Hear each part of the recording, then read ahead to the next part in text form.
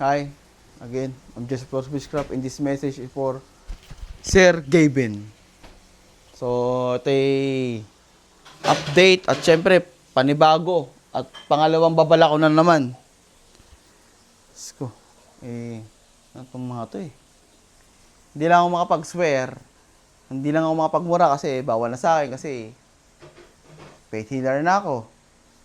I'm witchcraft, pero alam yung ito lang ano ito, magpapaka-real talk ako hindi mataas ang tingin ko sa sarili ko or what. Pero sa totoo lang hindi deserve ng mga tong attention ko. Pero magbibigay pa rin ako ngayon.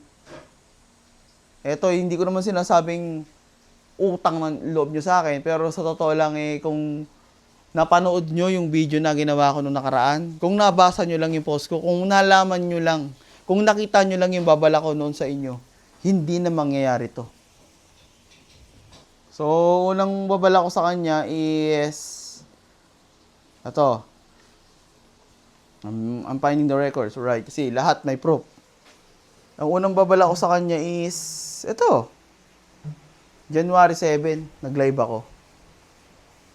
Ayan. Ang nilagay ko dito is mag-ingat sa controversial na kakaharapin mo. PS. Joseph Flores Witchcraft will live today, tribute for him. Dahil nasa sense ko, this 2025 will be his depression will come. And, ano ko yun? I-peppervent. Mag-ingat sa controversial na kakaharapin mo. Yan. Nandyan lang sa mga binasa ko. So, yun lang. So, sana mapanood mo na to. Sana, yung mga galgal na mga fans mo noon na nag-comment sa akin, anong kinoment nyo sa akin nung nakaraan, na live ko, tsaka sa post ko, na magbibigay ako ng babala kay Sir Gavin, sabi niya, gawa lang ng kwento yan. Gumawa ka ng kwento. O, ano na nangyari ngayon? I don't wanna sound arrogant, pero sa totoo lang, bilang faith healer nga at manghuhula, na-disappoint kami lahat sa iyo. Hindi maganda yung biro na ginawa mo. Hindi talaga maganda yun. Hindi lang ikaw, Sir Gavin. Yung mga kasama mo din. Sa totoo lang, hindi ko naman din sila masisit. Siyempre, ikaw yung golden tits na they're hanging on your golden tits. Kasi nga, success na meron ka. Pero sa totoo lang, nakakatakot to. Gawa ng yung iba, alam nilang mali yung ginagawa nila, ginawa pa rin. Nakakatakot lang din yung sitwasyon mo, gawa ng hindi mo alam na mali na yung ginagawa mo. Una pa lang to sa mga mangyayari. Nababala ko sa'yo. Meron pang susunod. At sa susunod na controversial naman na sana, wag na mangyari. Sana nga makita mo na to, dami na si Miss Ma'am Elma. Kung dito pa lang sa first issue na meron kayo ngayon, masasangkot na yung ibang pangalan or itong si Ma'am Elma, meron pa kayong susunod na pagsubok. Ito yung controversial na talagang ikasisira ninyong lahat. Lalo ka na, Sir Gavin. And I'm doing this not because I'm powerful, I'm great at what I do, and I'll be honest, I'm really great at what I do. This is my world. Pero, pan ka ng asawa ko. I mean, pan yung asawa. Yung asawa ko, pan mo. Sobra. Kahit ako, naging pan mo na ako Kaya nga ako nag-live Bakit? Para saan? Bakit ka nag-live? Bakit ka magbibigay ng babala sa taong hindi mo naman kilala? Tanga ba kayo? Paano pa ako? Bakit naging faith healer at magaling ako manghuhula kung hindi ko naman din kayang ibigay? Kung puro take lang ako ng take, hindi ko kayang mag-give away. Give away to the people. Use my power to greater good. Diba? To save the good souls like Sir Gavin. Kasi si Sir Gavin naman to lang good soul naman talaga siya. Ang problema lang, kinakain na siya. Hindi ko masabi kung ano yung kumakain sa kanya, pero may kumakain na kay Sir Gavin.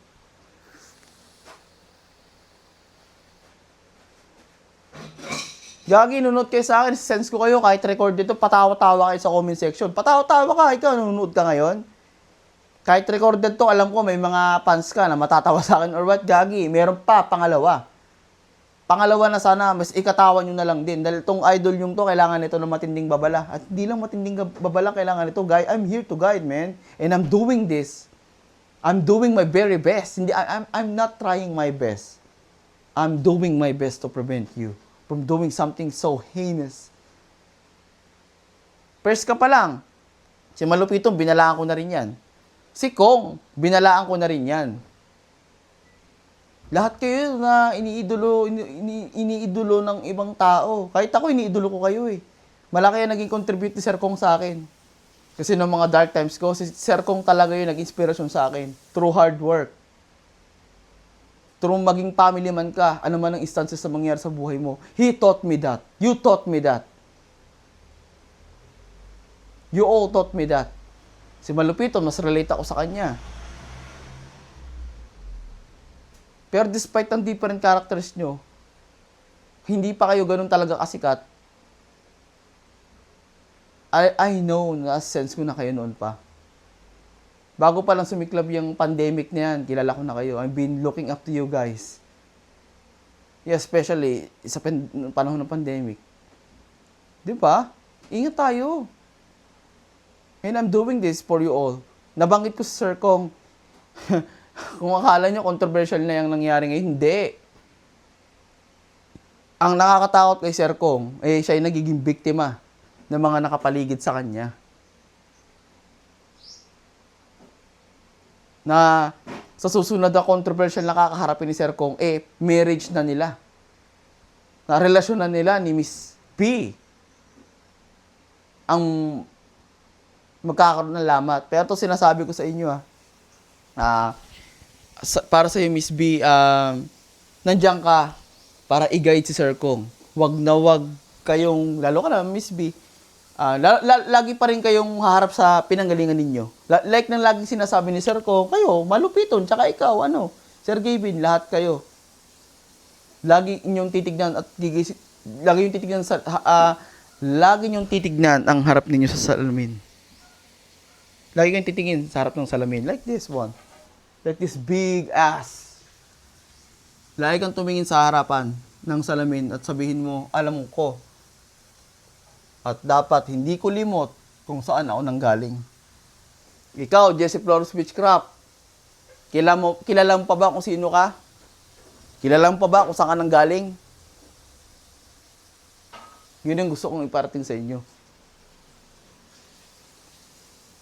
Dahil panyo ko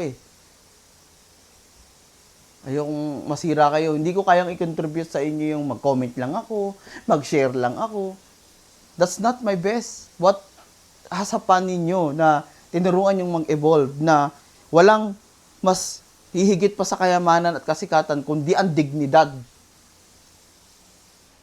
Kung inaakala nyo yung controversial na meron si Sir Kong, na di raw siya tatakbo. Hindi naman talaga niya gustong mag-ganon-ganon, mag-promote ng mga politika Ayaw ni Sir Kong yan, pero may nagaganon kasi sa kanya. May nagaganon kasi, hindi utak ni Sir Kong yan. Hindi siya yan. Sad to say, pero itong napapanood ko kay Sir Kong, tsaka dito kay Sir Gavin, hindi na sila yung mga dating kilala ko, na napapanood ko. They're becoming something that they're not.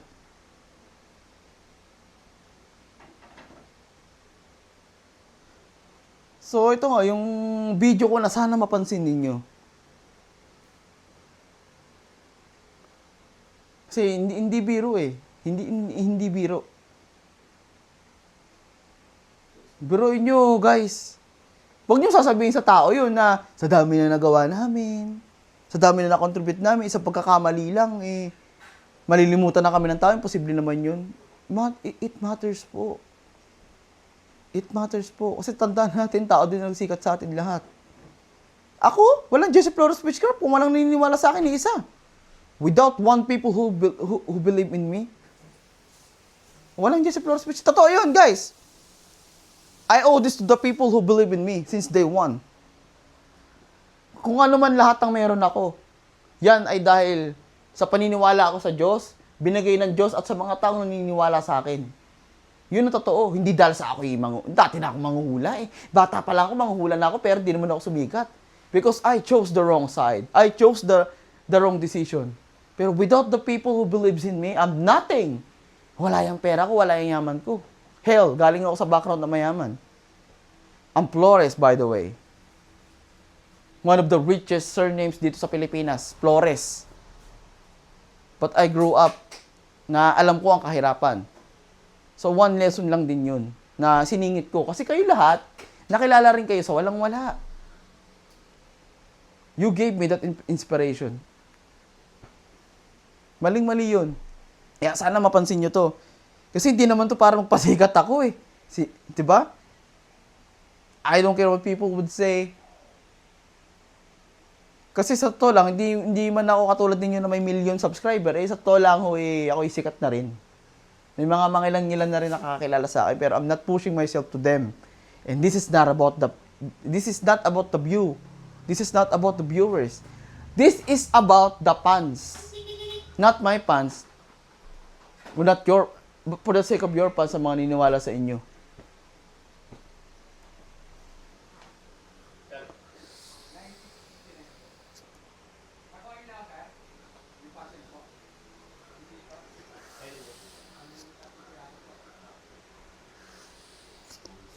So, yun lang yung gusto ko na ano sa inyong lahat. I just want you guys to not just to apologize. I just want you to save. O, syempre, mag-reach out kayo. Ano ba, napanood niya, nag-reach out kayo sa akin. O, tapos, what's next? Anong gagawin namin? I will guide you. I will guide you all. I-guide ko kayo isa-isa. Kayang-kaya kayo i-guide. Napakadami ko nang ginaguide na tao. Hindi lang naman normal na tao may deserve ng gantong guide na meron ako. Kahit mga sikat na tao, deserve din ng gantong tulong. Even God needs help. Kaya nga may mga faith healer, di ba?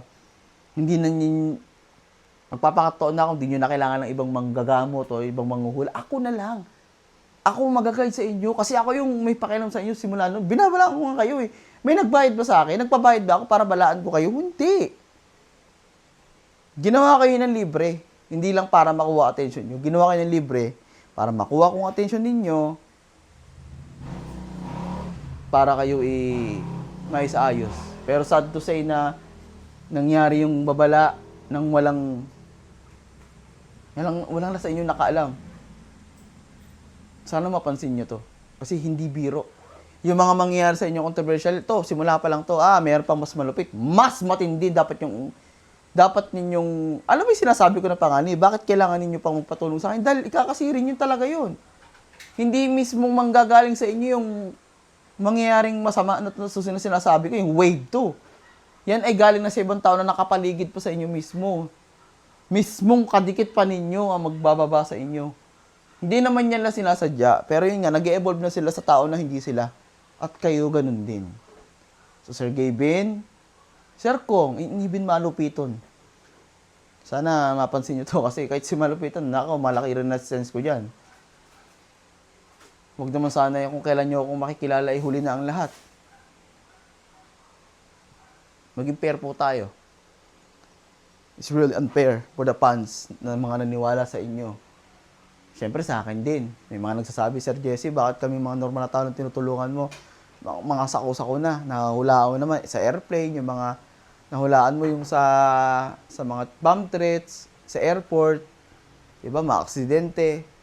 Pero sa mga artista, controversial, hindi mo pa. Ito nga, ginagawa ko na eh. Sana lang din yung mga iniidolo ninyo. Sa totoo lang, yung mga lumalapit sa akin, hindi ko nga fans eh. Fans nyo. Fans nyo. So, makinig po tayo sa hinanain ng ibang tao, lalo na sa mga tunay na nandyan sa atin simula nung una pa. So, yun lang sinasabi ko, ha? Sana mapanood nyo to. Galing sa puyat, galing sa pagod. Yun lang. Lagi may babala ako sa inyo, mas malupit pa. Agapan na natin yun. Kung Bini nga, nahulaan ko eh. Kung PBB nga, nahulaan ko eh. Kung abot kay Duterte Marcos nga, nahulaan ko eh. Ayan pa. Ito lang, nakakatakot talaga. Sir Kong, Gavin, at Malupiton, sana mapanood nyo to. At sa mga fans ninyo, lead them to me. Jesse Flores, baby. Boom!